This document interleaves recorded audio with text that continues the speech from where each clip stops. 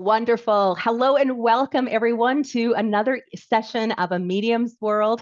I am Bonnie Worth, and yes, I am a medium. I'm so grateful to have you here where we're sharing in conversation not only about our own personal journeys, but our perspectives, our understanding of communicating with the spirit world, as well as in support of many of you who are seeking the connections to your loved ones after perhaps a recent loss in your life. And even if it's not recent, sometimes we come into the seeking stage of having, just wanting to make more sense of where our loved ones are, what happened when they died, and helping to bring some peace to your heart and to your mind. So again, inviting you to be a part of the conversation by posting your questions in the chat room. And of course, we will be taking opportunity to answer those questions a little bit later on following our conversation here tonight. So before we go any further, as always, really welcoming each of you into this sacred space, I'm going to invite you to close your eyes and take a deep breath in and join me in a short meditation. So here we just utilize this space, this time, this moment of reference, that allows us just to be present with ourselves, present with each other, and present with the spirit world. As we begin to inhale and exhale, we begin to soften the body. We begin to soften the exterior, the barrier that life can sometimes cause us to build up around us, that creates the separation between the physical and the non-physical world. And so as we find the breath and allow our body to gently, easily put us into a state of ease, of tranquility, we just begin to soften those edges, soften the external, while giving presence to the internal world, the unseen in its vastness, in all that is holy and all that is light. And as you inhale, just allow yourself to sink into this space, falling into the center of your chest, allowing yourself to drop into the belly in communion with your own light, your own power, your love. Love is the bridge between the physical and the non-physical world. It's from this space deep inside of us that we open to the experiences, the communication, and the connection with those who have passed on, or, as I always say, who have gone on ahead of us and who are holding space for our future, holding space for our sorrows and for our joy.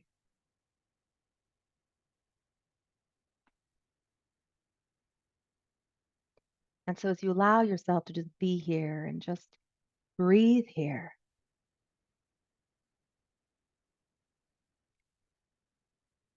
if there's anything that you've been struggling with, anything that is causing tension or confusion, uncertainty,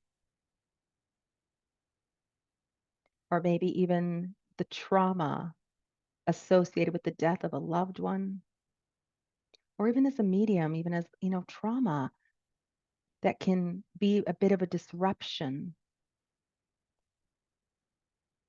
whether that be, with the spirit world of something you've seen and experienced that you've had. Just know that as you're breathing here, that there's these experiences that can be confusing, can sometimes be negative, especially the traumatic experiences, are not something that the spirit world has inflicted upon you. In fact, spirit would love nothing more than for your growth for your happiness, for you to experience life in the most joyful and peaceful ways possible.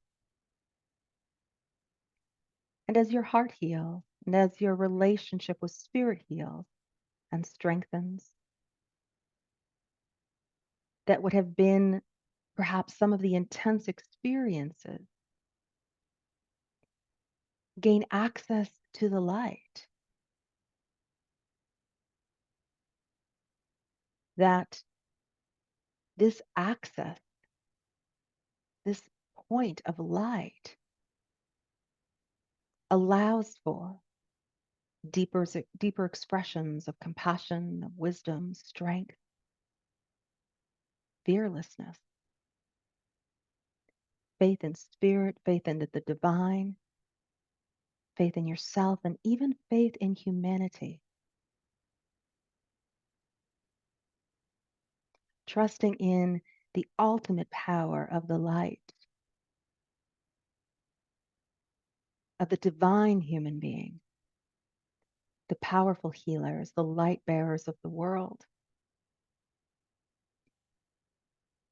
And as you begin to breathe even deeper, and these pathways begin to grow in light, with every breath, every inhale and exhale, the pathways become more and more illuminated, stimulating the sacred alchemical wisdom within your heart. This distilled goodness that offers mercy, grace, and healing, even from the most terrible of experiences.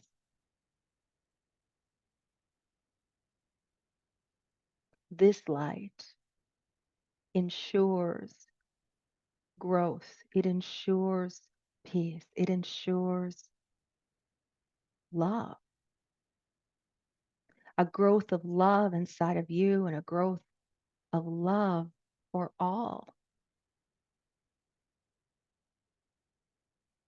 And as you begin to experience this light pathway beginning to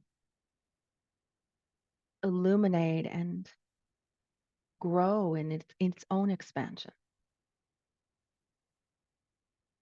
you begin to feel more expanded, lighter, breathing easier.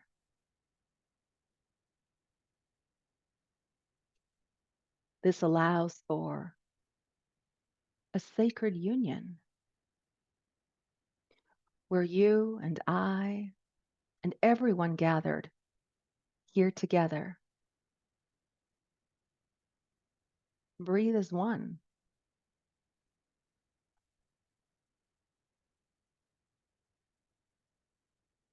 only to discover that we are but being breathed.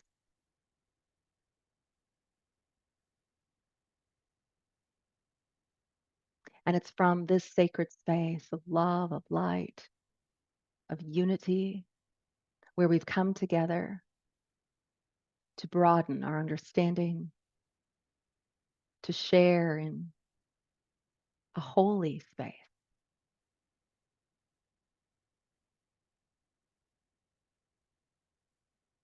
for what is in the highest and greatest good of each of us, no matter where we are in our journey,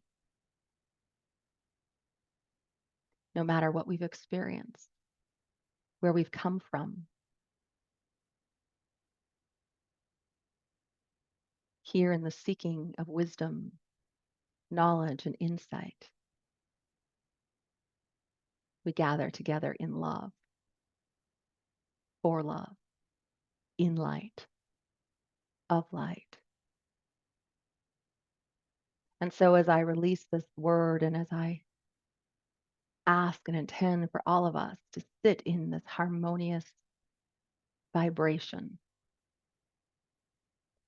where through our conversation that in some way, each and every one of you be blessed,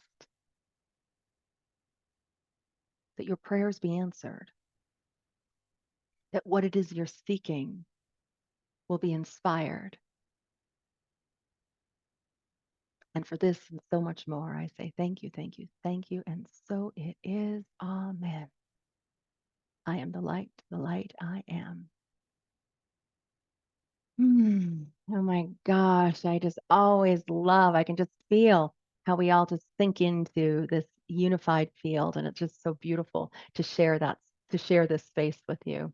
Now, this evening, I have again welcoming to our conversation here tonight, Tina Marie Bertoli. Now, Tina Marie and I have been really connected throughout our lives in many different ways. And I love how the universe always has a way of, bringing us together.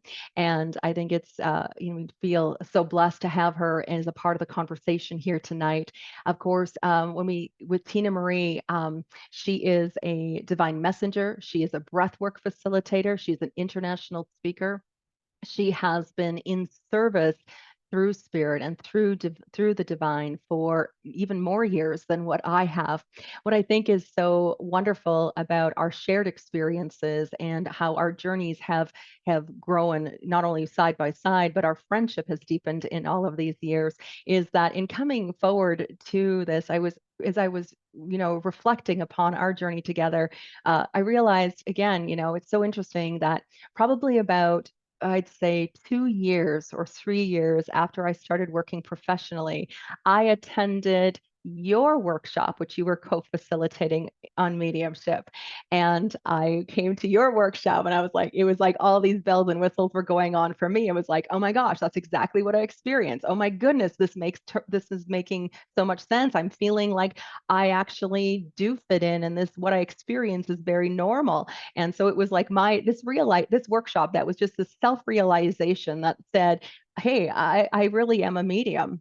And fast forward, several years later, when you reached out to me, and then I took you through my program and helped you to glean your relationship with the other side as well. So I think it's so beautiful how we've been in and out of each other's lives and in and out of these conversations for many years.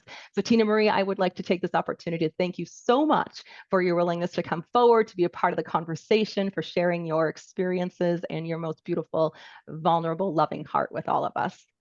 Oh my goodness. It's honestly just such an honor. And anytime you and I get together to connect, it's just, it's laughs, it's tears, it's just such a connection. So And yeah, I'm so at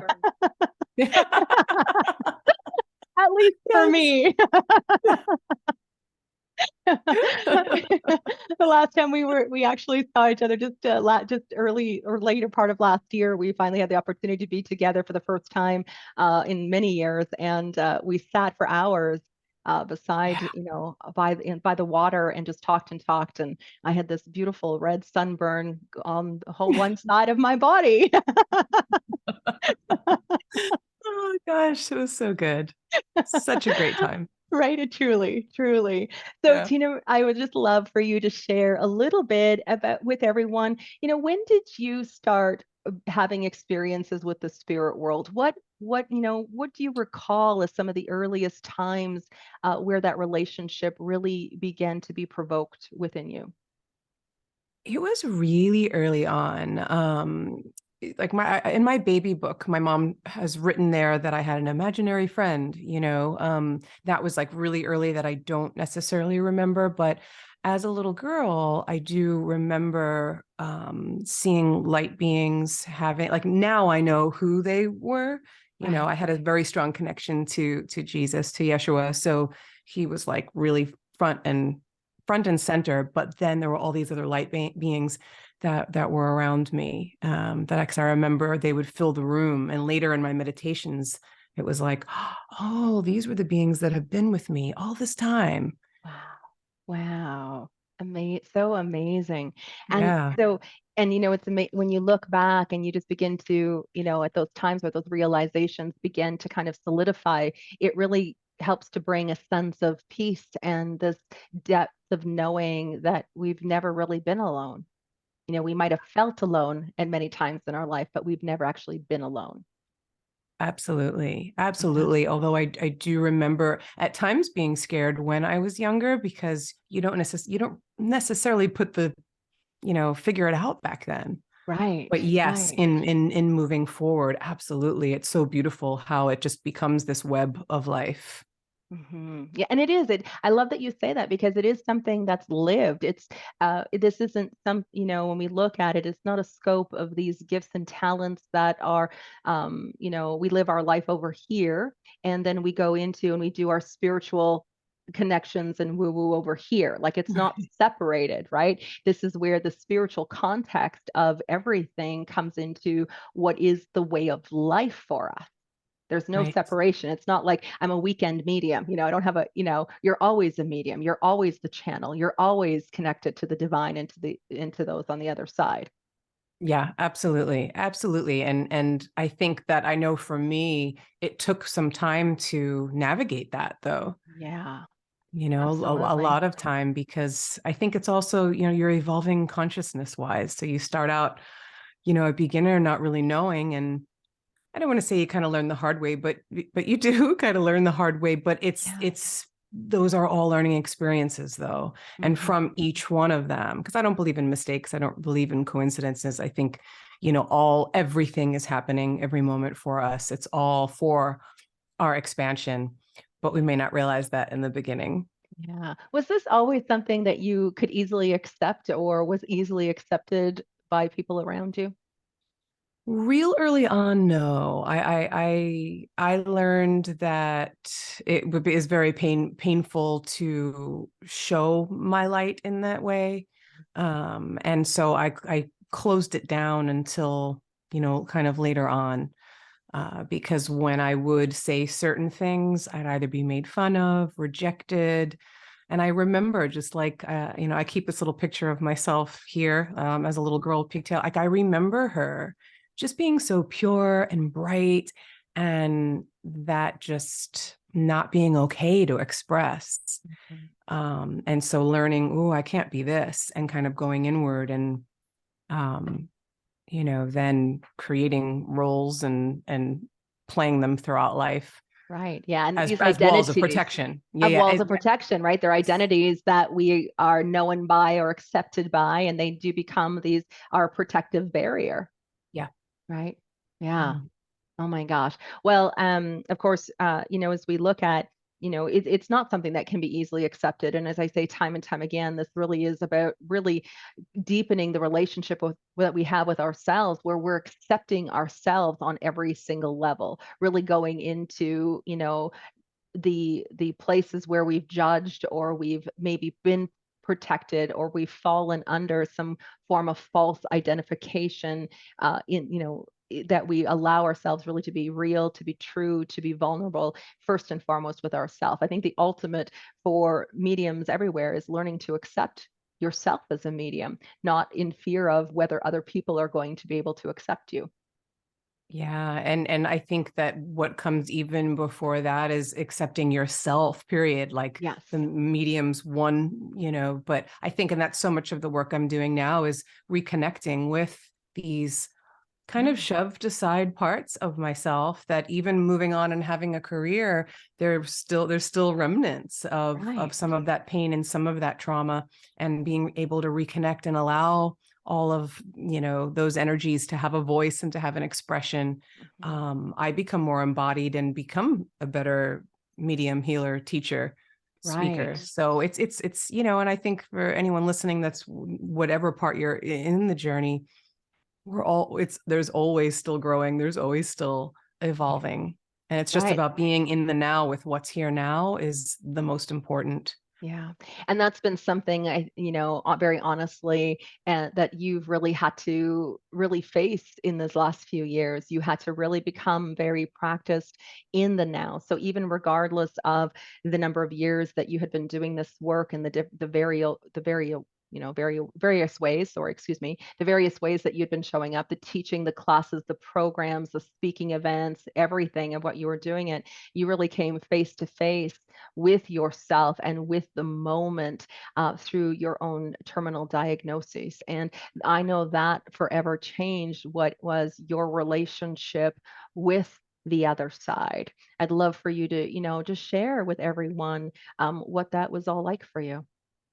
Yeah, it's interesting because I literally feel like that was an old life. That was a past life within, the last 2 years, a few years, but not to undermine what I did before, because it was beautiful. Obviously, I grew.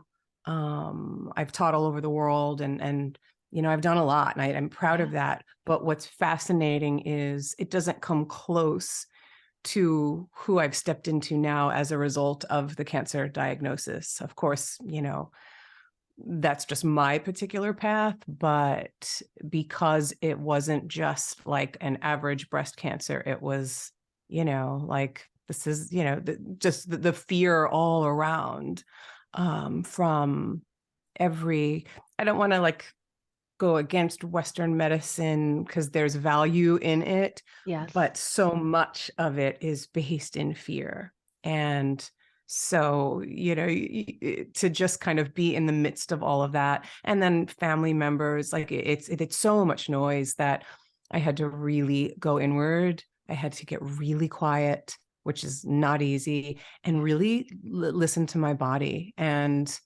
through the choices that I made, I never made any of those from fear, but then the surgeries, the treatment that followed, I went through the dark, like I thought I had dark nights of the soul before that were really intense. This was literally like face to face with death, face to face with fear, and face to face with energies that I didn't ever believe existed before. And it was like, whoa, like a whole different space. And in the midst of that darkness, and that fear is really truly where I found my light. But I had guidance before that I never fully understood. I had Mary Magdalene and Yeshua because they've been part of my life forever.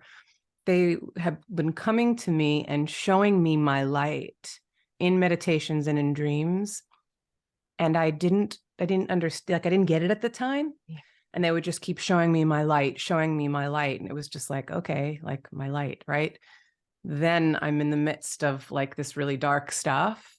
And it took a while. It was a good year.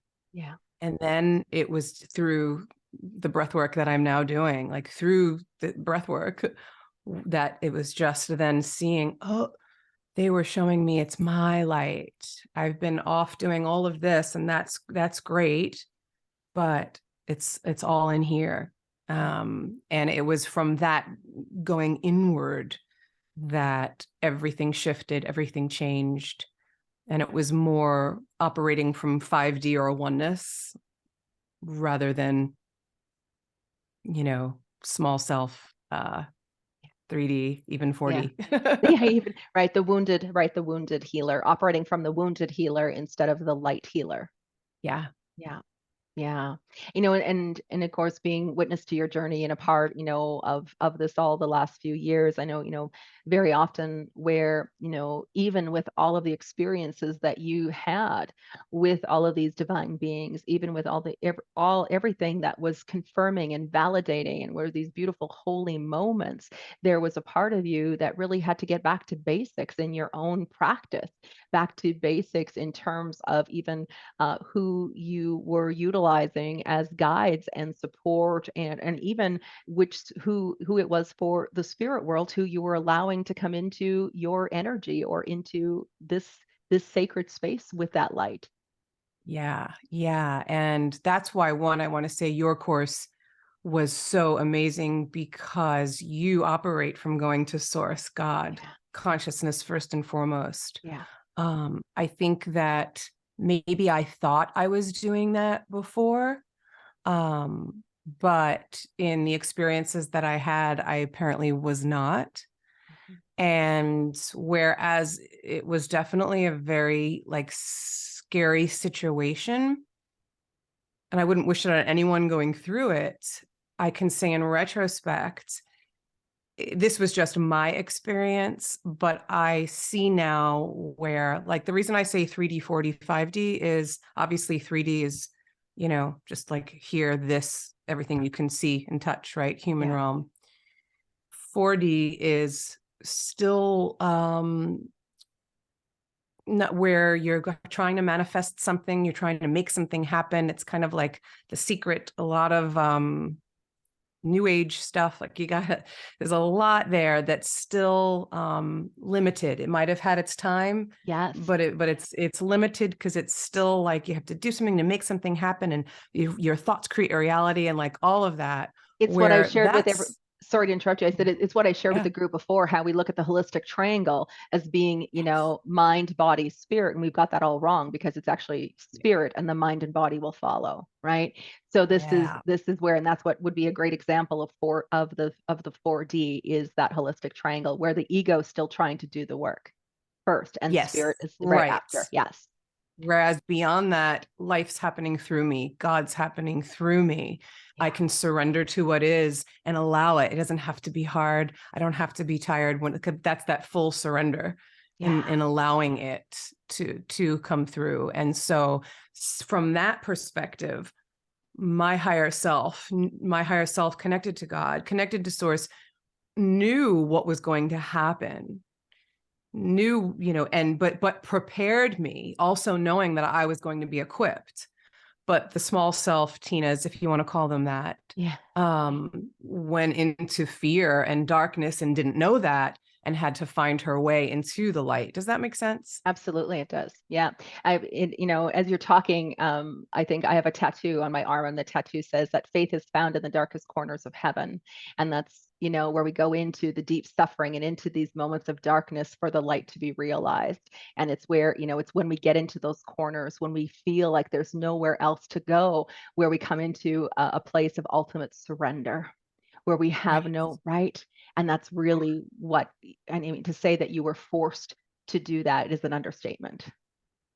Yeah. And and again, like I'm so careful with my words to not like because I'm so grateful. I would choose everything, I've been through hell and back, like literally. And Literally. I'm on the side where I'm just like, oh, like, thank you.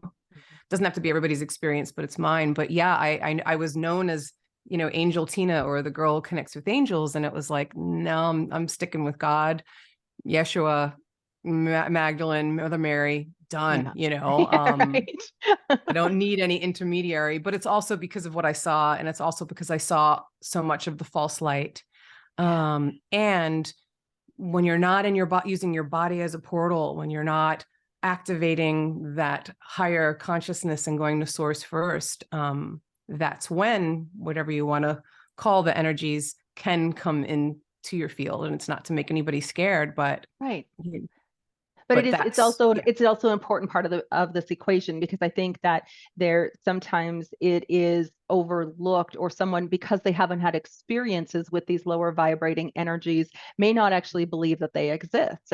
But yet for those individuals like yourself and myself and several people company who have been a part of this, it's been a very real part of the equation for us. It's been something that we've had to deal with in many different forms and in many different ways, in terms of helping us to recognize and know our own light, our own power, our own love from a higher source within inside of us, not from the the egoic mind, but from that place of highest of self, of that divine Right. essence, right? Yeah. Yeah. And I think too, through my experience, like I really thought that I was embodied. I really thought like, Yeah. and now it's like so completely different. But, just I was also at the time working with organizations of child sex trafficking. And so I was like really getting in meshed in work that wasn't really for me, but it was like I was diving in, like, I've got to save the children, I've got to help the children, and that was the thing too, of like, almost getting to like, okay, what's the work that I'm here and meant to do, and what maybe is not necessarily Right. for Right. me. And so Right. being in some of that energy too, I think then I went into like victim mode. But when all of this energy kind of came my way pre-diagnosis, of course I thought I'm just trying to help. And, you go into all the victim things, like I'm being punished, but I'm like all of that stuff, which kind of like, you kind of spiral even Spiral. more. Right. But again, and I remember thinking, oh my God, my angels abandoned me, but it was, and I think I shared this in another conversation with you, when I came out the other side, because of all that time inward in finding my light. And again, the breath work being like just the key to that, was them saying, no, we went on we've always been on the inside, but we literally went into your heart to call you there, because it's been in here the whole time. Right. There is no outside, Right. you And know? it really changed your call to be of service too.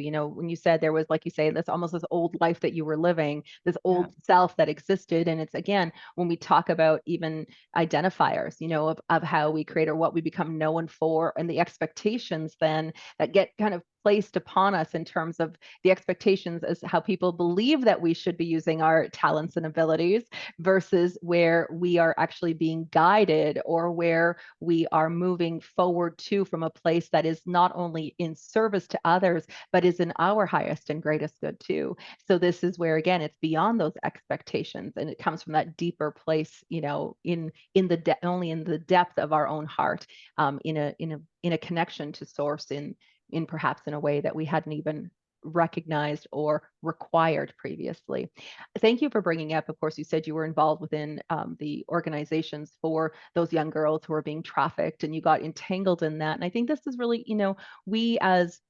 we become vulnerable and susceptible to these energies, especially when we're maybe unconscious to it. That these are energies that can not only influence us in terms of creating maybe even manifestation of, symptoms and illnesses and disease within our physical body, but also can really affect our emotional well-being too. This is the understanding that as much as we have of this light and love to give, and we're here in compassionate service, that there is a equally, I would say, equal in vibration or frequency of what is the false light. So the more that we expand in our light, the more expansion of false light that begins to grow around us as well. And we have to recognize that we are susceptible to that when we are not in our practices and not being what I always refer to as energetically responsible. We need to be energetically responsible for ourselves in terms of how we're approaching this work, for the energies of our home, the energies we're allowing into our home, but also the energies that we're allowing into our field, because it can become very detrimental to our own well-being. Oh yeah. And just because I feel like I'm being so cryptic with the whole thing, I'll just, come out and say the actual like specifics of Yeah. of what happened is that I had a lump on my breast, and it was hard and big. So it wasn't like, it was obvious that like something's there that wasn't there before. And someone had told me about this healer that's in the Netherlands. I'd never spoken to before. I didn't tell anybody that I had the lump. And I got on the call with this woman who's amazing, and she was just in Zoom. And she just says, I see an arrow coming your way and hitting the right side of your chest. Mm. And I was just like, oh my God, like, how did she know that? So, of course, that sent me into, and again, going into fear and all of that. And look, am I saying that that's the reason why I got breast cancer? No, I think that that's one facet of it. It is Right. such a much bigger picture. Right. It's Exactly. the perfect storm happening in the body. It's inflammation. It's the trauma of all, of Yeah. all the parts of me that closed, that I'm still opening up. Like, I didn't realize how much I was walking around more closed Hmm. than open, Hmm. and Yeah. so I see it now as the biggest blessing. Like I said to a group that I was teaching last week, I go, this is going to sound crazy, but cancer was the best thing to ever happen to me. you Right. know Right. it's It's become this opening to what I didn't even know existed before. And this is too where everything that happens, we have a choice of how we're going to look at it. And that doesn't mean you can't be in the human of it. I was in the human of it for oh a yeah. year. Yeah. of the victim, the like, just barely able, like in survival mode, like, oh my God, like am I gonna die? All of that. Of course. So being, immersed in the human parts of it too is also part of it. And then you have intentions to step out, get help. Yeah. I Yeah. always say to, we look at all of these experiences that we seek to have with the spirit world and to connect with our angels and to, have all of these you know, transformational experience and a transcendence, that can happen from the euphoria of those connections. And we're always seeking that. But we also need to recognize that the spiritual journey, as much as it is to attain and to create those connections, it's all, a connection to source and to knowing our own light, truth, and power. It's also in those very real human experiences that we have. In fact, that's more the suffering and the things that we go through within the chaos of our struggles is the spiritual journey. It is about how we are, whether if we're in a place of reacting to what's happening or if we've become skilled at responding to where, what we're moving through, right? And so again, the response allows for the higher self. It allows for the divine. It allows for, our loved ones in spirit to be the advocates and the helpers to see us through. And that's some of my most powerful, mediumship experiences were when I was going into surgery. Wow. Will Like you please share it's, those with us? Because I know that's a part of, yeah, like, that's a part of it, here too. It's, where you really come into this space of, mhm. as you're approaching the surgery, and it's almost the very thing that really solidified the knowing for you of the spirit world. Yeah. Like I'm not even kidding when I say this. From the doctors to the staff to the nurses to every name was a loved one in spirit. My dad's brother, who was murdered when I was really young, who's always been around me. His name is Gerard. We went by Jerry. Like that was the guy rolling me in. My grandmother was Mary and my grandmother was Doris. These aren't names that are, the pre-surgery, it was then her name was Doris. Mary was the nurse. Then there was Maria. I'm like, it like I could James, my grandfather. Like it was just like you can't make this up. You know what I mean? Right. It was just, and not to mention coming out of anesthesia when I got the good news that my lymph nodes were clear and everything went well. I saw my dad's brother, who's been around me through every hard time. Like he was right there. Like never left my side. Wow.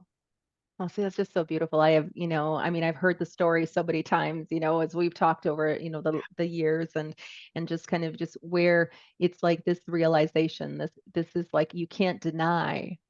It's like you Mm-mm. can't deny it after that. Not after you've been through what you've been through and you see this full-on apparition of your uncle standing right there. Yeah. So Yeah. beautiful. It's And again so too, we look special. at signs from spirit. And I know we have a mix of people on here, Tina. We have, people who are mediums that are looking to glean some understanding and kind of have open up to their roles and capacity, their roles as mediums, but also utilizing their capacities for communication to the other side. And we have many others who are also joining us who are seeking knowledge about mediums, who have lost loved ones and are looking to establish those connections. And this really, not everyone is going to have a full on, vision or apparition of their loved one. And I think sometimes, that's what we seek and look for. And if we're not having it, we don't believe our loved one is close by, or we haven't had that direct experience. But as you shared, it was also the awareness to every single person who was at your bedside and at your aid, the name of the loved one. Like that's no, like you said at the start, there's no such thing as coincidence. That's all the synchronicities that play out as a part of communication and assurance from the spirit world. So we need to be really open-minded at all of the ways in which they begin to get our attention and begin to say, I'm here, whether it be through the sound, songs on the radio where you're constantly hearing a song. There's the same lyrics are showing up time and time again, where you're hearing all of these names mentioned around you and you're being introduced to the very people by name who are on the other side. Those things are important signs and important things to begin to really trust in, because their spirit works really hard to get our attention. They work really hard to let us know Yes. that we're here. And so when we can begin looking for the not so obvious ways that they're communicating with us, it really helps it to create more ease for them, because now they can move in and be more connected with us. They don't have to work hard at this anymore. Right. And I think too, and I know that it could be easier said than done, but it really takes to be open. And what I mean too is like everything in your body, your heart, like when you're grieving, you do close. Like, it's just what happens. But there can be even a few percent more of just the willingness to open. Because I feel like in that grief too, like it lowers your vibration to not be able to be as open or aware. So Right. depending on where you are in your grieving, to even just have like, okay, I'm feeling it's a rough day, I'm in pain, I'm struggling, but I'm like breathing open, like whether you just like imagine it, feel it, like, and just have that as a bit of a practice. It does, I think, help to lighten things, to bring in the sign more clearer or more attainable, or Absolutely. for you to notice. Yeah. And I love that you brought imagination up too. And I may have already, we might have mentioned this a little while, in another one of the conversations, but that's how spirit begins to work with us, is through our imagination. So we often think, oh, I just imagined it. Yes, you imagined it because spirit activated that imagery in your imagination so you could connect with them. So, we look at even being a medium, or you're doing it, doing these sessions, doing these readings, you're receiving the impressions from the other side, and it's like, oh, that was just my imagination. No, it's actually not. The spirit world utilizes our intuitive mind to imagine them into existence, to imagine them standing there, because they are. It's a portal or an access point that they're able to get through to us. Yeah. And even when like they, and I know everyone might know this, but if you feel like you see your loved one, and it's literally just your neighbor or someone, like that's them placing their energy on that face. Yes. Because that happens often, where I'll do Yeah. a double take, like Right. And just out in public. I might just be driving and then I'll look and I'm like, that doesn't look anything like, but like, doesn't matter. That's again, right. if And that so was it's where where your they mind went or your heart goes. Yeah, and it's because spirit overlays their energy over top of another physical body. So they'll overlay in the energy field, and now we're seeing them and we're Hmm. double looking, and it was indeed them. Right. Right. Yeah. And I think again, it's trust though. It's trust is a hard one for so many people, but it's absolutely. also cultivating that as well. Like Yeah. And I trusting think in that it is, yeah. Sorry, go ahead. And no, I'm sorry. I just wanted, that's an important piece of it, because we do need to trust, as you said, trusting what we're seeing, trusting what we're thinking, trusting what we're feeling. That's important, even as in the one being delivering the messages. As mediums, we really need to fall into a deep relationship of trust. So not only in grieving and hoping or wishing it was our loved ones and trusting it, but also in the impressions that we receive as well. So for those who are new in understanding, your communication with your loved ones, very often they'll show up in your peripheral. So that's where Tina's saying, you're kind of looking, you thought you saw somebody there was a flash. It's one of the ways that they get our attention. So it's over here first. They actually aren't standing right in, I mean, they are standing right in front of us, but we Right. can't with our physical eyes make out the apparition quite in the same, because of the differences within the vibrational frequency. But over here in the peripheral, where there is no strain of the physical eye, that's where they're going to show up. It's like they do show off. They're waving. There might be a shadow that passes. And it's important to know that just because you see a shadow doesn't mean it's a dark spirit or something to be feared. The way Right. that I explain it in my program is to imagine the sunshine shining down from the sky, casting light onto the tree, and the tree then casts a shadow. It doesn't mean the shadow is evil. It's just the shadow of the tree. And it's no different here, too, where spirit comes within their frequency and energy, and our light, the light of our own self, casts upon them. in their vibrational frequency that actually creates the shadow. It's not something to be feared. It can just be grandma. It can just be your spouse. It might be your child that's coming, even though they look like a shadow. But just because they're dark doesn't mean it's something to be feared. Right. And I Yeah. think too that it could be maybe difficult in the moment, but when you do go into fear and you could just breathe and recognize that the moment you can even be aware that you're in fear, it's who's the one who's aware. In other words, when you can just even like notice it, there's something higher noticing that you're fear, then you're not as attached to it, breathing into your higher self, or that vibration of oneness. So there's going to be a part of you from the past that may be in fear, but there's also a way to love the one who's in fear and come back into wholeness, because all of you isn't in fear once you can recognize that. Yeah. Right. Oh, it totally makes. I love that. Love the one who's in fear. Love the one who's, who's afraid. Love the one who's sad. Right. Love the one, right? And I think we often create a separation and we deny ourselves, Right. right? And that actually is, Yes. I mean, it makes it more difficult.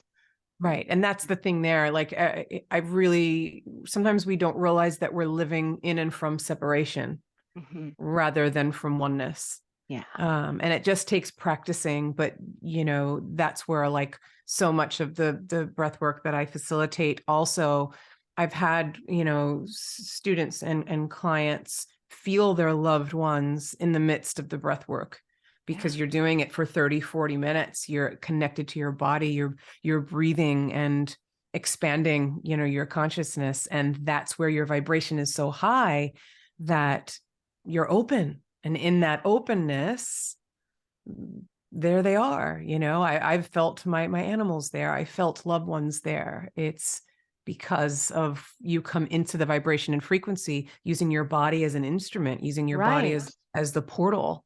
Yeah. It's right here, and Yeah. that's the other thing too of what I did before versus now. Again, not really knowing. I think you got to be careful to like be going out and like in meditations and doing all crazy things. Like, again, make sure you're connected to your body and your heart, and you're going inward to connect with source, with creator. It's all right here. You don't Right. want to And be it's leaving the body. Right. And it's one of the things, that I kind of share like through the expansion meditation as a part of the program, where we are looking to expand our light. We're looking to move into a higher frequency and vibration. But now we want to grab hold of it and we want to bring it into the body again. We want to Yeah. bring it into the body and to be grounded. And very often, what can happen where sometimes mediums feel like they've lost connection, they're not connected, etc., is simply because they're not energetically in their bodies. And when you say, in and through the body, and I know I've shared this with you before, but Trevor Hall has this great mantra, and that's in the song, and that's what he's saying, in and through the body. So we move into these higher energies, and then we need to go in and through the body in to connect with the unseen realm. This is where again these energies we're receiving through our physical body, whether it be in terms of what we're hearing, what we're smelling, what we're tasting, what we feel emotionally, what we're feeling physically, that what we're even seeing through our mind's eye. All of these are ways our body is the messenger. It's a messenger to us. And it's used as the link between the physical and non-physical world for the messaging as well. But we become, I don't want to say, it's not saying better mediums, and I don't mean that in terms of judgment over, but for Right. ourselves, right? We become better skilled at our own abilities when we're moving into the body. We want to expand the energy. We want to shift the frequencies and vibrations, and then we want to grab hold of it and we want to bring it back into. We want those energies of heaven and earth running cohesively through us instead of way out there. Right. And I think another way too, to maybe help illustrate it more, because I just think it's so important. Like, I think that this now, God is in the now, love is in the now. The body can only be in the now. So by coming into the body, you come into and letting whatever is here in this moment arise and be with it and love it and accept it and honor it and do the work from here, that you're in alignment with God, with love, Right. because there is only now. Yeah, So I just feel like that's also, another, aspect of the importance of it, because if absolutely. you're in the past, if you're in the future, or if you're like, then you have energy that's in different timelines other than this one. And then Right. that also can tire out your system, can deplete your system.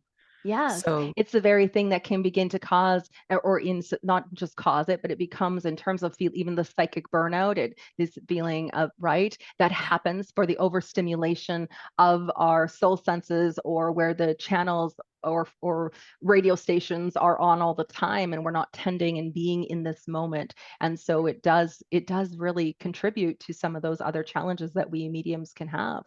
yeah. Yeah, for sure. Okay, so I really want to honor the time. And of course, everyone that's here in the circle, of course, Tina, it goes by so quickly and we always go on our riffs. And before you know it, hours have passed. Right. So I want to go to the chat. If there you have any questions for Tina and myself here, would love for you to reach out, put your questions in there. Oh my gosh, everyone's saying hello. It's so great for you guys to be here. Love it. Love it. Love it. All right. So Becky is asking, Tina, what Mhm. type of breath work do you recommend a medium to start with? Is it more effective to do it during a meditation or on its own? That's a really good question. Well, the type of breath, I mean, I teach all different types of breath work, but the type that I am talking about, that where you have this profound experience, it's called conscious connected breath. It's an open mouth breath that you are connecting. There's no pauses, and it's a whole journey. I even call them ceremonies. So you do it for 20, 30, 40, minutes or beyond. You can just do it shorter also. That's great for your overall healing. I do it before clients because it gets me, and the idea is to stay in your body. So that's just a powerful breath to begin with. But any breath technique, really focusing on being in your body and finding one that works for you, is going to be helpful. There's also one called the heart coherence breath, which is known in heart math. It's really simple, but it's just connecting with your heart, even placing your hand on your heart and breathing, inhale on a count of 5, exhale on a count of 5, but as if your heart is breathing. And that's something I think that everyone should just do, and practice throughout the day anyway. I do it all the time whenever I can be conscious and remember, because it basically, you let go and you let your body do what your body knows how to do. The body has an innate wisdom, so it takes care of all that. It relaxes your whole nervous system. You get more centered, and then you're operating more from the present moment to do a reading or to do anything for that matter. So those would be two very different ones. But anything really incorporating a more powerful breath for at least 5 minutes is going to be helpful, because when you change your pattern of breath, you literally change the signals that are going to your brain. So, and you can relax your whole nervous system. And when your nervous system is relaxed, you're going to give a better reading, or you're just going to operate from a higher vibration and frequency anyway. So I know I kind of went around like I No, it's so usually good. do. I think it's so great. But even at that, even in speaking to it as well, is just recognizing that, what we do in our physical world has a direct bearing on our communication with the non-physical world. So even when, as Tina's saying, is even we become more practiced with the heart breath, where you become more practiced to do that and to live from that space and to breathe from that space, that it's actually going to allow for those or strengthening the connection to the other side as well. So like whatever we do here to support our everyday well-being is going to help us in communication with the other side. This is where, in understanding that it's not, again, even though it feels like we're separated, that the influence of the energies between those worlds is very supportive for, in all aspects. So again, it's not just about just your mediumship readings. And I would really encourage you, Becky, to look at saying, okay, I'm going to do this for my health, my vitality, my wellness, emotionally, mentally, physically, as well as spiritually, and to do that so that you're living and breathing from that space, and just know it's going to automatically support and help you in that communication. Yeah, that's a really good point, because it's also the cumulative effect of doing the breath work on a Right. regular basis that's also going to help you feel just so much better. I mean, your breath is literally your key to Right. life. I mean, it's the It, access point. it's the access point of life. I mean, what do we do as soon as a baby is born? Taking that first breath is what Yep. denotes life. Yeah. Right. And when we become more conscious of our breath, we become more conscious in our life as well, because it changes everything about how we are, how we're responding, how we're enacting in our day-to-day world, but especially in connection with the other side as well. So that's such an important, such a great question, Becky. I really appreciate it. Yeah. Thank you, Becky. Yeah. Sharon is asking, have either of you experienced heat waves, feeling an emotion and then feeling a wave of heat? I know it isn't menopause, she said. I know it's I not a was hot just gonna flash. I was gonna say I have, the menopause flashes every night around this time. But so what a heat wave, I'm trying to think if I heat wave with an emotion. I don't know necessarily. I tend to get very hot whenever I'm in the midst of doing any kind of like work like this, whether it's teaching a class, whether it's, this kind of conversation. It's like and the energy starts running and I just feel the heat at different times. So I don't know if that's necessarily what you're asking, but from just even tuning into your question, I do feel like when something's running through your system, it's like almost like you're getting lit up. Like I almost see it like a flame. There's like a Mhm. flame that's kind of lighting up Yeah, I would have to agree because with things you are on being that. activated. Yeah, I would have to agree on you too, as I feel into the energy of her question here as well. It happens for me. I actually am like Tina. I get very, very warm, very hot from doing sessions, and and then I tend to be very cold in my day-to-day life. I know Nolan always jokes. He's always like, "There's got to be something wrong with your blood," and I said, "No, is that there's not. It's because I'm in constant communication." Or like experiences energetically with the spirit world that's happening all around. It tends, my day-to-day temperature tends to be a little bit lower. But when I go into session, whether there's an emotion, whether I'm having a clairvoyant vision, whether I'm experiencing something clairsentiently, whatever, my body heats up as a result of the energy running through it, Sharon. So I really feel that that's what's happening for you as well. What can be these overwhelming, what feels like a hot flash. And here again, when you are experiencing that, go back to the breath. If you can I was just breathe, going to say, yeah. yeah, just breathe through that. Just allow yourself to breathe through it, allow itself to, and you can even ask very often, when I'm experiencing something with the spirit world, I always say, okay, thank you so much for showing me that. You can let that go now, because they don't even realize that the frequency or impact of the energy is causing any uncomfortableness or distress inside of our system. So I always just thank them for the impression and say, hey, you can ease up, you can let that go now. I've got it. And it's like, and that even comes, I experience a lot of how people died, their death experience. I have that very clairsentiently, which means I feel it in my physical body. So I will feel, things in terms of, you think of any illness, disease, any way that someone dies, I'm going to have some kind of physical experience energetically that's going to take my awareness to that being the evidential piece of how they've crossed. But even in that, we don't have to sit with that pain and discomfort or the overwhelm. I can think of, a head trauma, for instance. If someone's died of head trauma, I'm going to get a real like headache. I'm going to feel a lot of pressure in my head. I'm going to almost feel like I can't focus.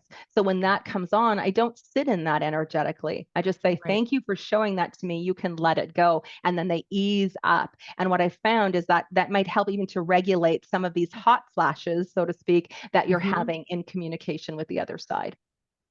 Yeah, it's a really powerful point to just always remember when doing the work that you to come from an empowered place, and when you say thank you, but then also like and back off, or thank you Right. and I don't need it that intense, like you get to choose that.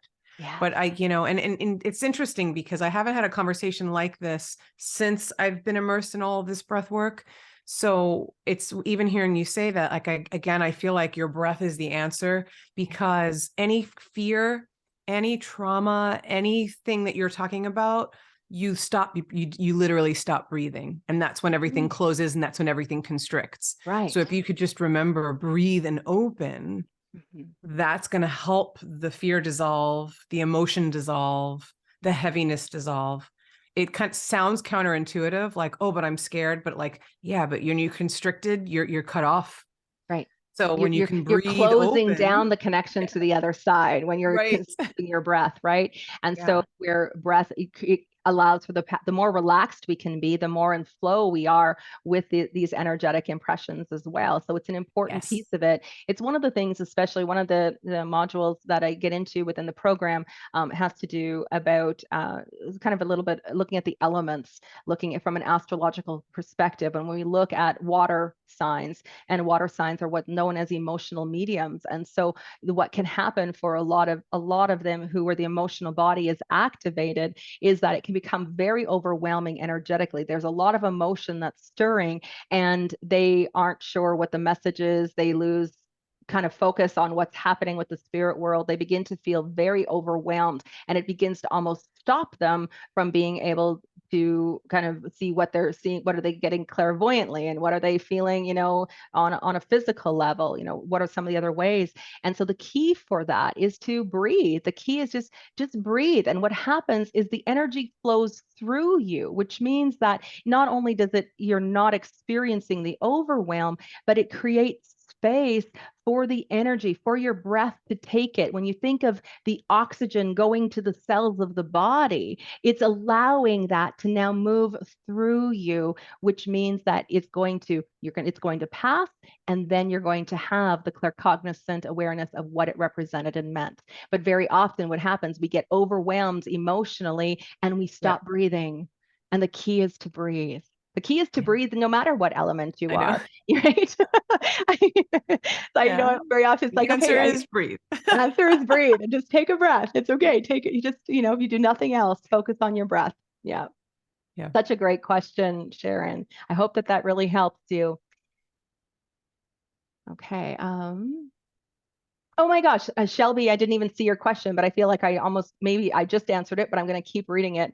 Shelby says, sometimes I get overwhelmed by tears when I'm in touch with spirit. And the tears are not necessarily emotions. Sometimes, yes, it's sad, but other times, oh, I'm getting feedback, which is really odd. Here we go. Sometimes, yes, it is sad, but other times I just experience tears. What is this and why does it happen? Okay. I know exactly what this is, Shelby, because I experience it as well. So not only is it the experience of the emotional body being triggered in the reading, but what happens is there is a physical aspect of mediumship that takes place.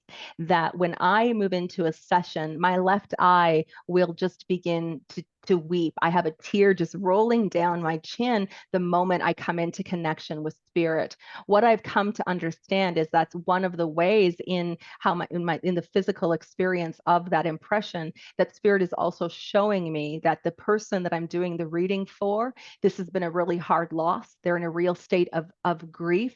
And so they're coming in with a very strong energy of grief that surrounds them, as well as for helping me to understand to go slowly, be compassionate here. This has been a really big loss for the person. And I find that once I understand that I'm being shown the depth of suffering that is taking place for the individual, it's like the tear stops. Mm, So I love the that. the other key thing here is also to know it's perfectly okay for you to cry during your sessions.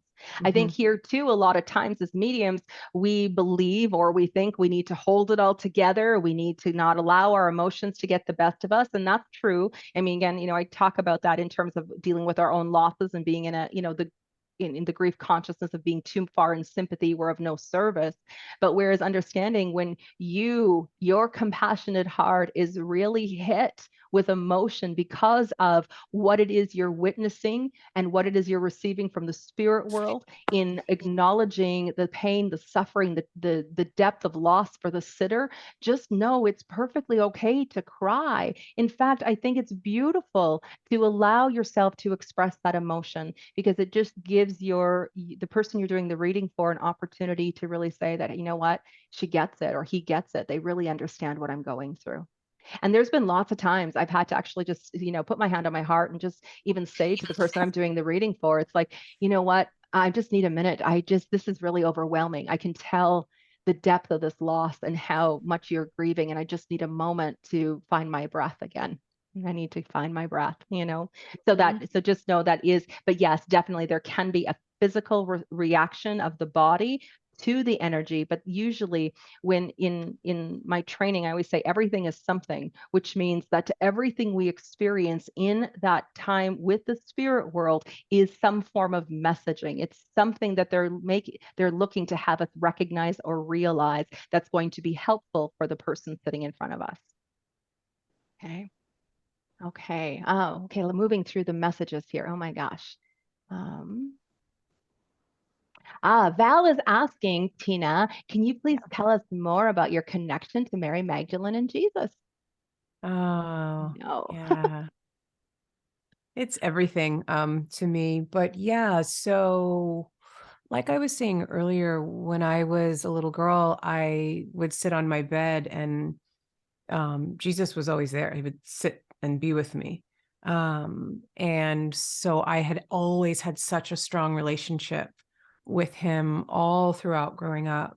And then when I was, gosh, like, I don't know, in my 20s, Mary Magdalene came to me and I didn't believe it at first because like, I was just, like I kept getting this feeling this presence come in. And I kept getting the name Mary. And then, like we were saying before, everyone around me was a Mary. And I was just like, I wasn't putting the connection in.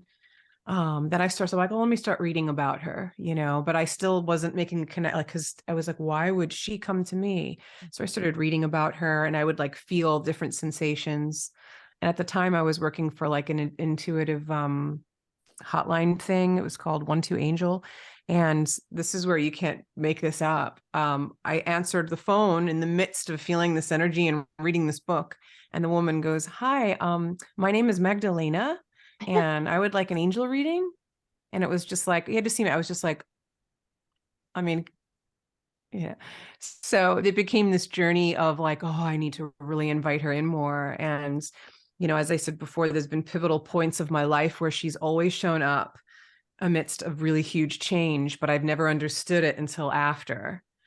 And like I'd said prior to the breast cancer, she was pivotal in like kind of preparing me, but me not realizing, oh, okay. So, it goes to show too that whatever you're going and growing through, they're there with you, who you're in resonance with. They just so happen to be mine. And being reconnected to Yeshua or Jesus in a whole new way, because after the breast cancer, when I went back to just like, it was literally just him. There was also an opening in, I didn't need to go in all these other directions. I don't need all these messengers, because that was my truest connection from youth also. So yeah, they're part of my everyday experience and they're just pure open love and compassion. And whenever I do breath work, it's just like I can feel too my oneness with them because they're so powerful. They too, and I keep something like this on the outside because I just think too, it's like they want you to feel that there's that oneness. Yeah. That it's here. Yes, I can often feel a Master Jesus holding my heart. So when I'm sad or when I'm, in feeling support, it's like I can feel the energy of my heart being just held. And it's so great to know. And you can just really lean into that. It's like, oh my gosh, I'm safe. I'm protected and I'm being cared for. And it's such a beautiful, relationship. And I know I came off of, based on the doctrine under religion, having an idea of who I thought Jesus was as the Son of God. And it was through the Course in Miracles that I really began establishing a deeper perspective and understanding of this guy named Jesus. What he and really in helping me to establish a new kind of relationship, not in terms of being the savior that I needed to go to Jesus, but it was that Jesus was teaching me to go within and know that I Yes. am God, right?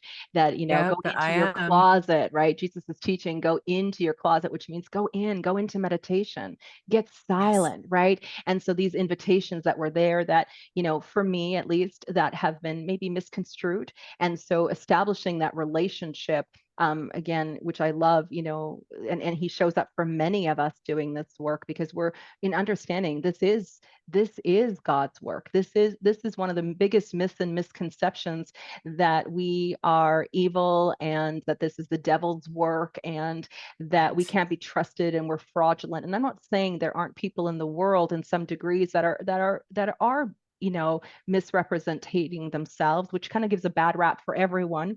But Right. the truth of the truth of it is, it's like we kind of come back into just knowing that this is sacred. This is a very holy exchange that happens, whether we are having a holy exchange with the spirit world directly, or we're having a holy exchange with Master Jesus or Mary Magdalene, or some of the other beautiful light beings that show up for us. But this is about trusting. You have a spiritual team with you. You have these beautiful light beings who love you unconditionally. And so Mhm. anytime you go to doing this work, and anytime you're asking for something of the universe, or asking or invoking your guides, your angels, your spiritual team, this is always, and I always include the phrase, those beings who love me unconditionally, because Yeah. false light does not love unconditionally. Only Yep. these higher divine beings do, right? Yeah. So So get to powerful. get to know them energetically. Get to, invite them in, experience them. As Tina said, as she's meditating, she can feel this presence coming. Breathe into the presence instead of contracting in fear. Let yourself relax and familiarize yourself. I think that's one of the greatest things we can do as mediums, is familiarize yourself with your own loved ones on the other side, as well as who you have as your support team in doing this work. Yeah. Oh, such a great question. All right. Mary is asking, when working with clients, my energy can make windows and furniture snap, and it can ping around the room. I also scramble electronic devices. Any ideas on discharging that energy, or is it something that I really need to be concerned about at all? I know Mary, so that's why I'm giggling. I'm not laughing at Mary. I know Mary and I love her. So I'm like, I didn't know this. Okay, so I'm trying to just look without my glasses. So energy is making windows and furniture snap, and it's bringing pinging around the room. I also scramble. Well, it's interesting because I know there's people in my past that also do that as well, with electronics. With I know someone that got locked in their car, like they can't go in elevators, like all sometimes depending on our frequency. And don't laugh, but the first thing that I thought of was just the breath and expanding. I feel like when you're incorporating more of being in the body and the breath and expanding out, kind of being able to like dissolve some of the things that are happening. um yeah, but I don't know specifically. Do you have anything, Bonnie? Yeah, Sorry, well, Mary. no, that's great. I think that's a really good part, a really good, thing to consider here as well, Mary. I really feel that here too, being grounded in the body, having your grounding forward, ensure that you're dropped into the earth, because the energy of Mother Earth is going to help to stabilize some of those the energies that seem to be going all over the place. I feel this is a combination of not only what you within the shift of vibration that you're experiencing personally, but it also is in terms of the spirit world as well. So this is where, again, you are taking responsibility for it, but don't take sole responsibility for it. This is where you start taking authority and telling the spirit world, you know what, you guys, you need to ease up. It's great we can connect, but you don't need to to be, creating the chaos. You don't need to make the energy, the windows snap and the things, all of these sounds and noises. You don't need to cause an electrical storm around me when you come into presence. There's other ways you can communicate with me. And simply being able to establish that as one of your boundaries with them, because this is how they've got your attention. It's how they know. It's like it's a way that you can be assured that you've got this established energetically. The link is successful. It doesn't have to continue that way if it's not serving you. So give them a different way. Let them know in this boundary. As I say, with boundaries, we want to look at the things we don't want to be experiencing, and then we need to replace it with something of our preference, which means, instead of zapping everything out around me, come in instead with a gentle, loving energy. I'll still be able to receive you in that way, but how you're coming in be gentler, and maybe perhaps give me a clairvoyant vision of you, as opposed to you creating energetic havoc around me. Okay. So it looks like like I said, it's two-sided here. It's your energy that's, all over the place. So you want to make sure that you're establishing, again, I go back to it all the time, through the expansion meditation. The process that I teach in the level 1 spiritual art of mediumship program is really allowing us to create that connection, that stabilizing energy between heaven and earth. So it's going to help you to stay more, expanded but grounded, and it's going to help to diffuse some of those energetic imbalances that take place for you. Okay. Great answer. Oh, thank you. Just what's coming So in. good. Got a lot Thank out of you. that. Awesome. Awesome. All right. So great. Okay, moving on. Oh, yeah. Shelby says, wow, okay, that's huge for me. Deeply connected to children, to their tragedy. Much, much appreciated. Oh my gosh. Yeah. Oh, I Mm. believe that they do, those little ones. Absolutely. Oh my gosh. So, Shelby, in this instant, when you have a lot of these little people showing up to you the way you have from the children of Newtown, I've had experiences with them showing up to me as well. So just know, first and foremost, spirit, they recognize our light. As I explained it in the level 1 program, it's like we're in a dark room and all of a sudden the flashlight goes off, and all spirit sees is the flashlight. They don't know whether you're someone who is connected in a way to be able to help them. They just see you as someone who can help them.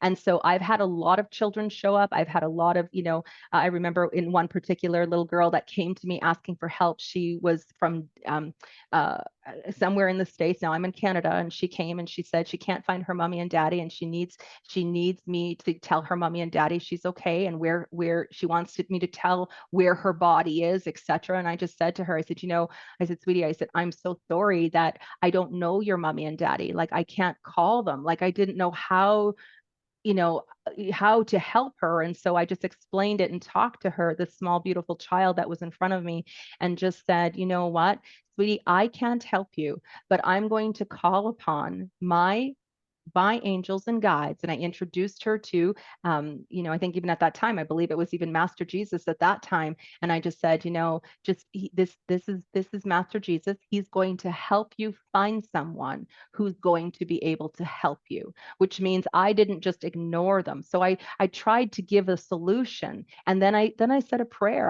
I prayed for this lost little soul, in help, because sometimes where we're located doesn't necessarily mean that we are available to help them. Sometimes, as I share, we're just the medium that's being used for someone to get the help that they need. So we can do that based on, physically, in terms of looking at when people are asking for sessions. We're not here to do readings for every single person that comes forward, but sometimes we're the medium who can find the help or find the service that they're looking for. So I always say recommend, recommend, recommend. The other piece of it is that this happens with the spirit world too. We may not be the one. So don't leave the spirit hanging. This is where I always, invoke and call upon the help and assistance of my spiritual team to be able to help in these situations, so that soul is not stranded or lost, and can get the help that they need. when in some of them, that come forward, and this is where I always say, you know what, when you find your loved one, or if I am indeed the person that you would like to deliver the messages on your behalf, absolutely, I will do that for you. But you get them to come to me instead. So I always give it back to spirit to be able to create the scenarios in which to bring them forward for the reading, because we can't even begin to chase these people down and to begin calling them. It puts us into that really uncomfortable, like, hello, so I have your child is here with me, and they're like, who are you, and now we're being reported. Right. So to not create any uncomfortable scenarios. So I can really imagine, the number of those children who are coming to you. So, you can say to them, yes, I absolutely will help you. You bring your mom and dad to me, and I promise I will be the one to deliver the messages for you. Okay. So I hope that helps, even so that you're not feeling so overwhelmed in those experiences. Okay. Oh, there we go. Sharon is asking, what, as a spiritual being, since your enlightenment and awakening, has been the biggest lesson or realization for you as a medium? Biggest lesson? Or realization? Yeah, what I would say is there's always the highest perspective, and we're not always operating from the highest perspective. So that's the thing too, of where I was operating before and where I'm operating from now. There's always that option there, but I wasn't necessarily conscious of it before. And so now when things happen, it's always dropping in and immediately going to loving the moment, loving whatever's arising, whatever that is, whether it's a sensation, could be, some kind of sign from spirit. But I think too, like, we're always trying to be somewhere other than we are, than the moment, just by our human nature. So the minute you're just coming into the now and being with it, breathing through it, and then whatever it is, if it's emotional or if it's heavy, knowing that there's a higher way to see this, and there's a higher me here. And so I sometimes will even say, okay, I call on the higher me to see this.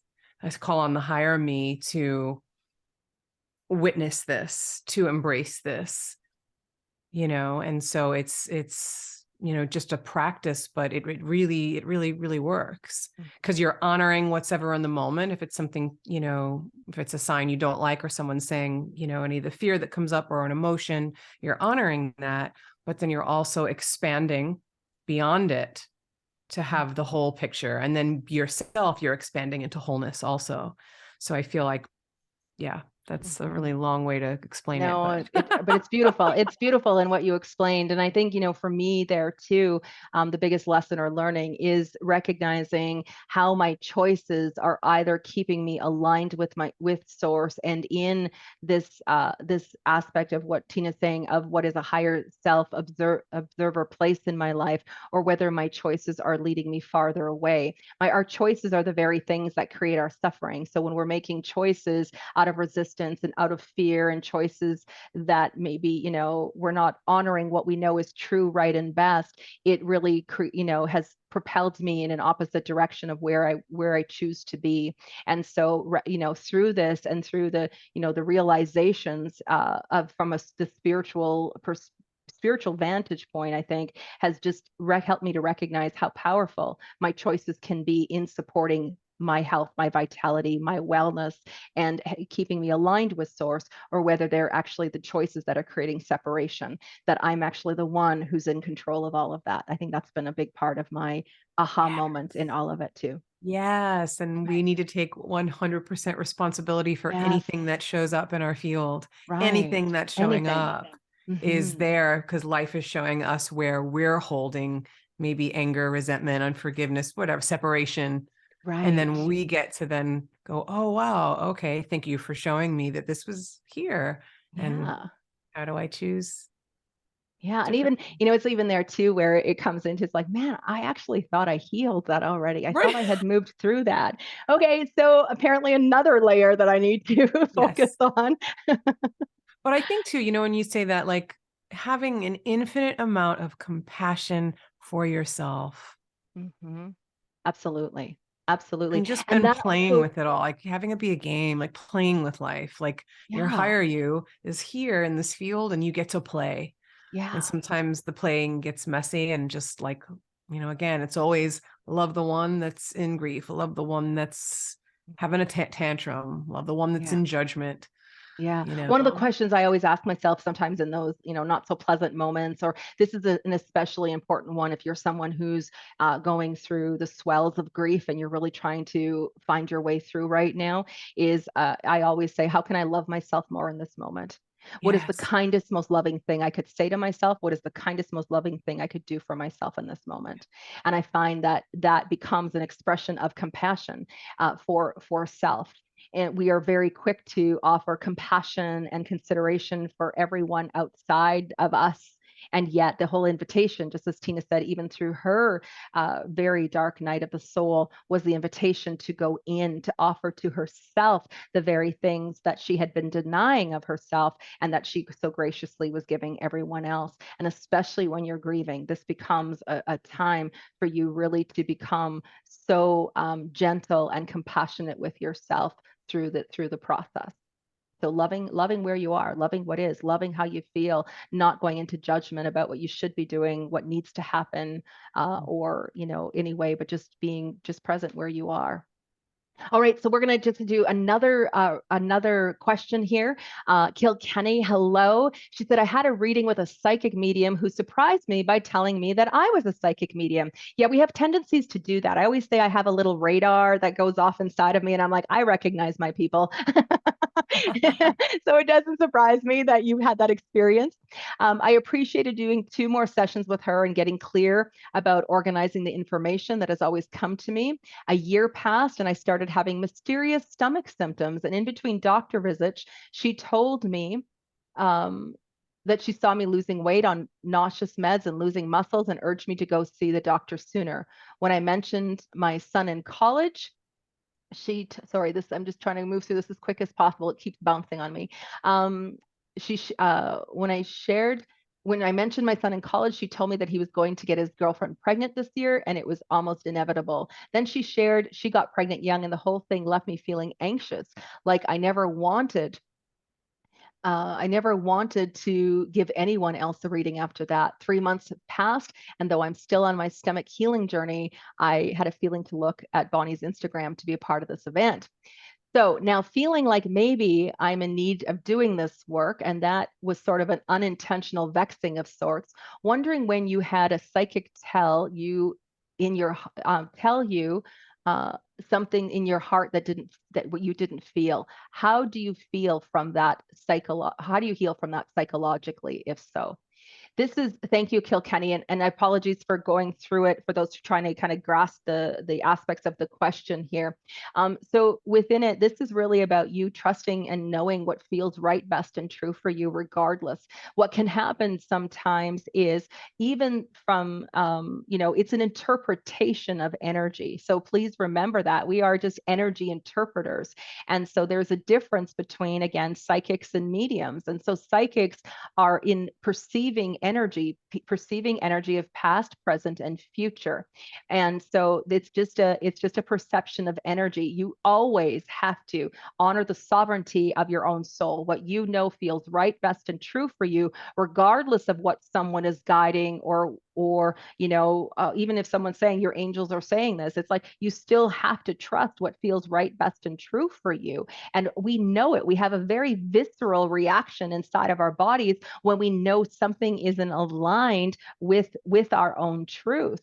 And so, here it's just sometimes we can get things wrong. Sometimes it is a misinterpretation, but within it, the difference as mediums, what is so great is we're actually talking to someone. We're having a conversation. Tina and I always say mediumship makes sense because it's just a spirit talking to a spirit. We're all spiritual beings, so why wouldn't we be able to talk to spirits, right? It's my spirit talking to Tina's spirit right now, even though we're in a physical body. And it's no different with the spirit world. It's simply spirit talking to spirit.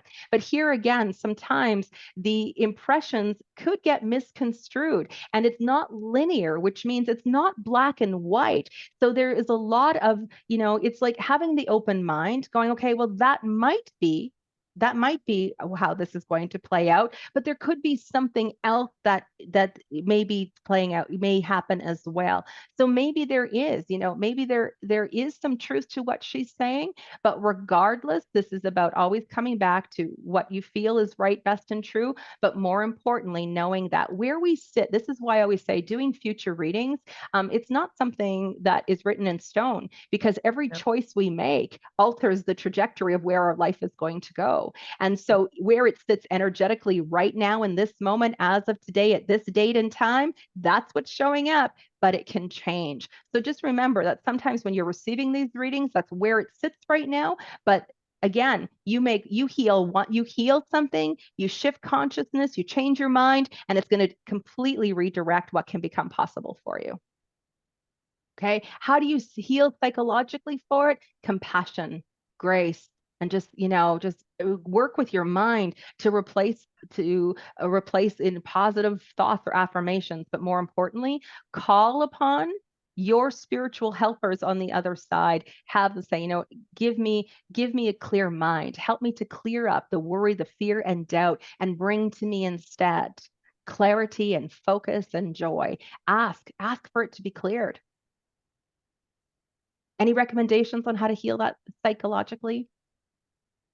Tina, what would you say? Yeah, I mean, don't laugh, but I'm going to say breath work again, because that's how I did heal from it psychologically. Because when you're immersed in your breath over time, in the way that I learned and the way that I teach it, it's the most beautiful thing that happens, where any trauma that's coming up, anything, you see everything from oneness. You see and feel everything from oneness. So you see the highest perspective, that nothing happened to me. That was something on one plane of existence. And the only answer is always love, acceptance, and compassion, because that's what opens, and it's also, honoring when you're not there. You don't beat yourself up. You can't make yourself be somewhere other than you are. But again, it's what part of you, or, it's usually some part of your past that is either in fear, is holding on to resentment, that doesn't want to let go, that's afraid to. So again, it's working with the energies that are there in the moment, that you can love and honor and let be expressed. You don't want to keep them inside. And again, that's why the breath is so powerful, because it's a cleansing agent. It's connecting you to your higher self. It's clearing you. And then you're you're using your body as that portal to your wisdom, to a higher awareness. Yeah, I love that. The portal to higher wisdom. I love that. One of the other things, just adding to the answer here as we wrap up here tonight, I also love working with empowering questions, and asking empowering questions are just questions that you're just going to throw out to the universe. Questions that say, okay, what other perspective is there for me to have about this reading I just had with this psychic? What is the truth that's looking to be revealed to me? That's one of my favorites to ask. What is the truth that's looking to be revealed? Because what that is the invitation for me to have that wisdom from deeper inside that begins to come forward. And so by, what else is possible that I haven't considered? What's being asked of me that I haven't, in this moment, what other possibilities are than, that I can experience other than what I'm experiencing now? Just by beginning to ask some powerful questions creates invitations with the universe to begin to direct and bring in that very awareness. So, just as Tina shared with the breath, it serves as an access and a portal for that wisdom. And so does working in co-creation in that way with the universe, to begin to bring in that higher consciousness, that perspective or understanding that maybe you aren't able to realize from the egoic mind. Okay. So, oh my gosh, we could go on and here, leave it to us, Tina, based on when we get together and how we're over time and how hours go by, because we just get going. I want to thank you for being a part of the conversation here tonight, Tina, for sharing your story, your wisdom, your light, and of course, so very grateful I know that life is busy for you and you have so much going on. And so just truly appreciate you taking opportunity to be a part of this conversation tonight. Thank you for all that you are and for all that you do. And thank you as well to everyone who's tuned in to join us here tonight as well. Thank you so much, Bonnie, and thank you, everyone. So beautiful. Absolutely. Absolutely. All right. So I will see everyone tomorrow night, same time, same place for a conversation with our next speaker. Have a great evening, everybody. Bye-bye for now.